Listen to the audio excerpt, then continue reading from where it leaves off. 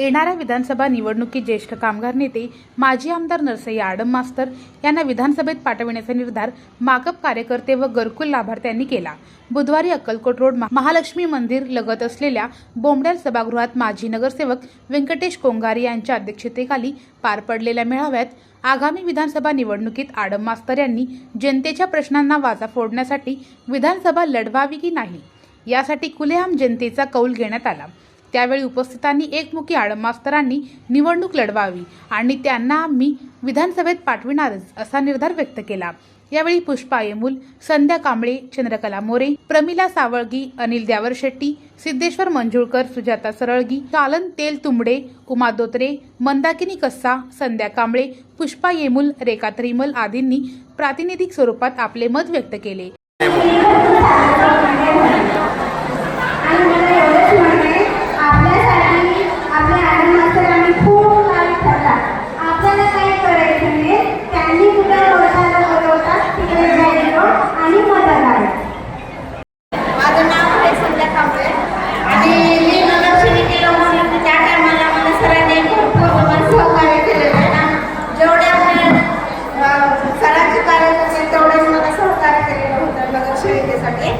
थोडे आपल्याच लोकांनी आपल्याला दखल घ्यायला आहे, तर ह्यावेळेस आपण सगळ्यांना आमदारकीला सहकार्य करावे आणि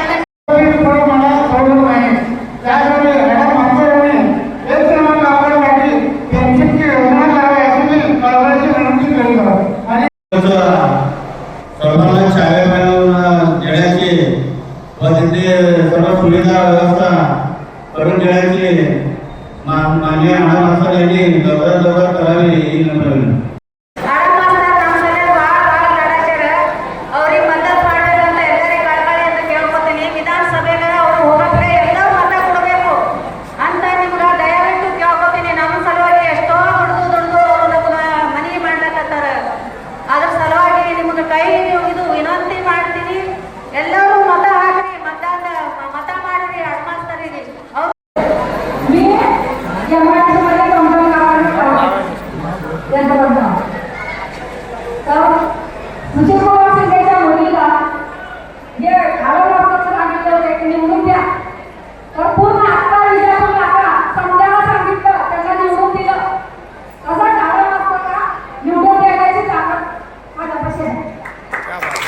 प्रास्ताविक करताना एम.एच. शेख म्हणाले, येणारी विधानसभा जनतेने हातात घ्यावी।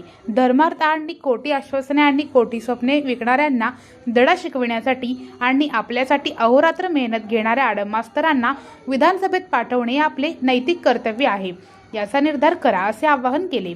यावेळी व्यासपीठावर माकप राज्य समिती सदस्य नसीमा शेख, सिद्धप्पा कलशेट्टी, रेनगर फेडरेशनच्या अध्यक्षा नलिनी कलबुर्गी, युसुफ मेजर, कुर्मया मैत्रे, सुनंदा बल्ला, शकुंतला पाणीभाते, लिंगव्वा सोलापुरे, मुरलीधर सुंचू, ॲडव्होकेट अनिल वासम आदींची उपस्थिती होती। या मेळाव्याचे सूत्रसंचालन व आभार प्रदर्शन ॲडव्होकेट अनिल वासम यांनी केले। स्टेट गव्हर्नमेंटचं 2 लाख सबसिडी आणि पायाभूत सुविधेकरता 75% सबसिडी असं वेगवेगळा मंजूर झालेलं पत्र माझ्याकडे आहे। कोणाला बघायचं असेल तुम्ही दत्तनगर ऑफिसमध्ये या, तुम्हाला दाखवतो। परंतु आपल्या विरोधी असणारे गरिबाला बदला मिळू नये, चांगल्या घरात राहू नये, त्याच झोपडीमध्ये त्याच गटारीमध्ये त्याच घाणवासीमध्ये त्याच खड्ड्यात आपले माणसं राहतात। मी सुद्धा 10 वर्ष राहिले, काही गरीबाची अवस्था होती, मला जाणीव